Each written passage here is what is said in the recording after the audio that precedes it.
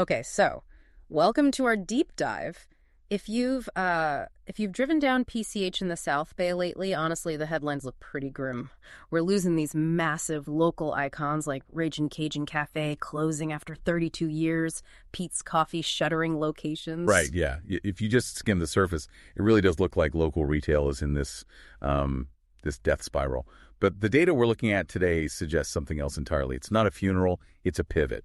We're calling it a physical renaissance. A physical renaissance. Okay, that sounds really optimistic considering the crushing overhead costs killing the old guard right now. What exactly is driving that? Well, it's a major shift to experience retail.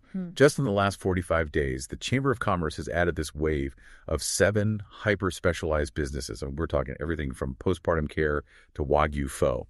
And they're using voxel micro-video labs to actually bridge the gap between their physical space and digital authority. So they're using video to get people in the door, but let's be real here. Every business has an Instagram. What makes these specific companies any different? It's how they overcome the barrier to entry. Take New Mom School in Redondo Beach. They run these 8-week postpartum courses. Oh, wow. So maternal mental health. You don't just buy that off a random flyer. Exactly. That requires a massive amount of vulnerability. And getting on camera to sell that vulnerability is terrifying for most people. So Voxel uses empathetic direction. They actually have a licensed psychotherapist guiding the shoot to help the educators record their parenting advice. It builds what we call visual trust. That makes total sense for therapy, but what about a place like DermFX? They do medical aesthetics, injectables, body sculpting. Isn't that just standard beauty marketing? It's actually the opposite because that market is so incredibly saturated. To charge premium prices, you cannot look amateur. They use a 4K multicam setup to produce broadcast-quality educational videos. It signals premium medical authority before a patient even books a consult. Okay, so that covers services where trust is essentially the product. What about food or retail? I saw Pho Redbo on our source list. You obviously can't taste soup through a screen. No, but you can buy into the vibe. Welcome to the attention economy. They're competing with massive viral spots.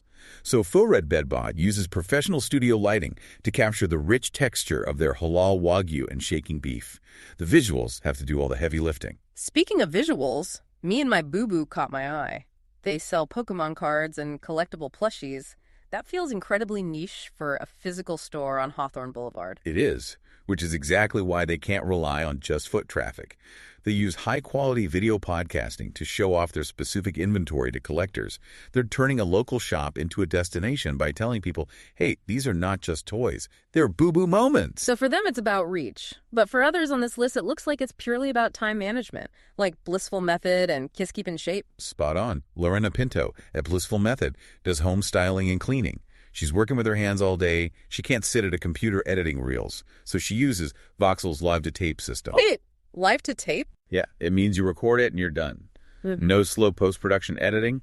Kate's Keep in Shape does the exact same thing. They batch record a whole month of strength training tips in a single afternoon. It solves the biggest friction point for small businesses, which is consistency. And then there's Atmosphere in Manhattan Beach, residential energy, EV charging. That is incredibly dry technical stuff. Which is why it usually fails on social media. But they translate those complex consultations into easily digestible vertical videos optimized for AI search.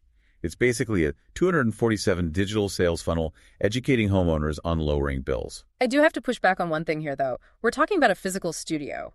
In the age of generative AI, why even drive to a studio? Can't you just type a script and have an AI generate it? You can, but look at the cost reality.